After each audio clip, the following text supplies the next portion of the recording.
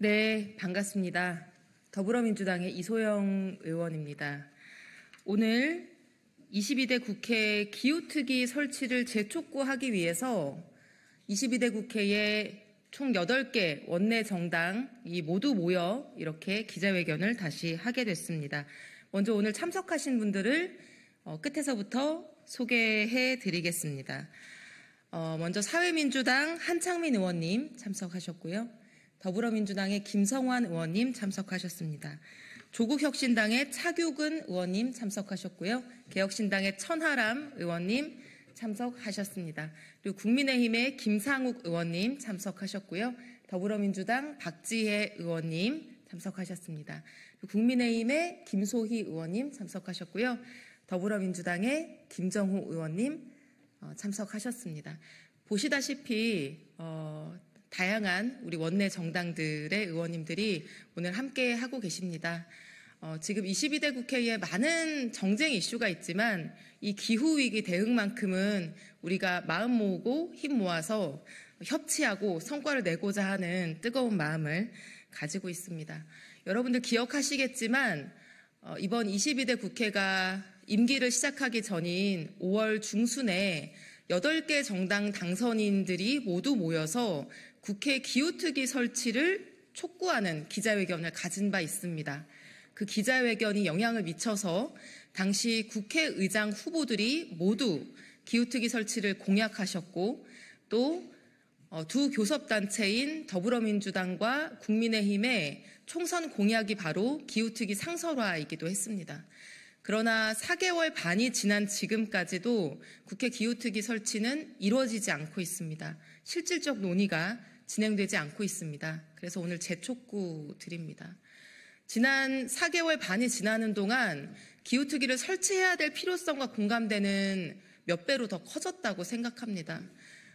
기후지옥이라고 불렸던 지난 여름 폭염을 겪으면서 또 역사상 최초로 추석에 내려진 폭염특보를 우리가 보면서 국회가 지금이라도 더 늦지 않은 시점에 하루라도 빨리 기후위기 대응에 대해서 총력적 논의를 해야 된다라는 국민들의 요구와 국회 내부의 경각심, 자성이 있었다고 저는 느끼고 있습니다.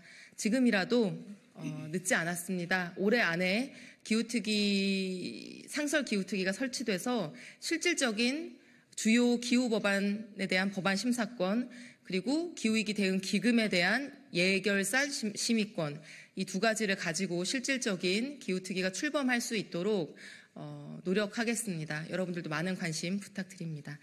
그럼 기자회견문을 낭독하겠습니다. 국회 기후특위 설치를 촉구하는 22대 국회의원 합동 기자회견문. 22대 국회 기후특위 더 이상 미룰 수 없습니다. 5개월 전 우리는 이 자리에서 국회 기후위기 특별위원회 설치를 촉구했습니다. 하지만 기후특위는 아직도 구성되고 있지 않습니다.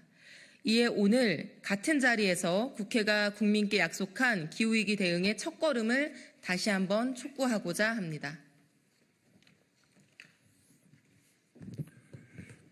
22대 국회의 모든 원내정당 당선자들이 가장 먼저 한 목소리로 요구한 것이 바로 기후특위였습니다.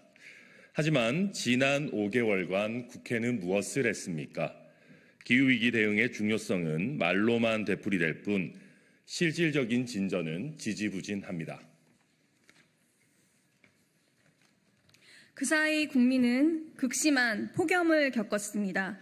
역사상 처음으로 추석 당일에 폭염특보가 발령되더니 불과 며칠 만에 물폭탄 수준의 폭우가 내려 수천 명의 이재민이 발생했습니다. 그럼에도 우리는 아직 출발선 앞에 서서 달려야 한다는 말만 반복하고 있습니다.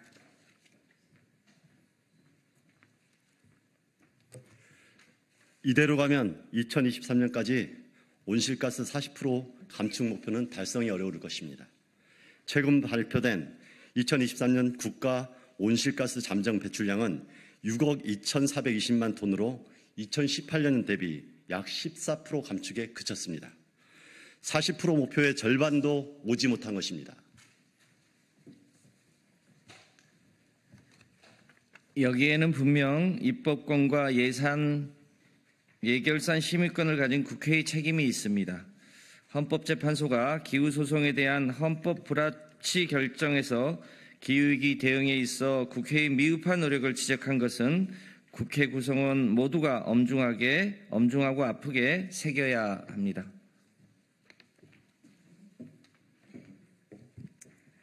기후특위 설치 필요성에 대해서는 여야의 의견이 전혀 없습니다. 국민의힘과 더불어민주당은 모두 국회 기후특위 상설화를 총선 공약으로 제시했고 이미 6건의 관련 결의안과 법안이 발의되어 있습니다. 국회의장의 기후특위 설치 제안에도 교섭단체 원내대표 모두가 긍정적으로 화답했습니다.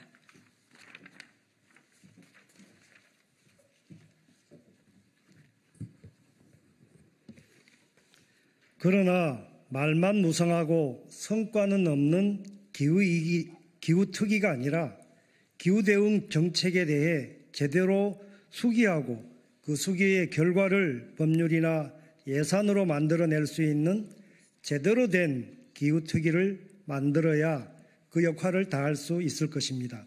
그러려면 탄소중립기본법, 배출권 거래법 등을 포함한 기후위기 관련 주요 법률에 대한 법안 심사권, 기후대응 기금 등 주요 예산에 대한 예결산 심의권 등의 실질적인 권한이 기후특위에 주어져야 합니다.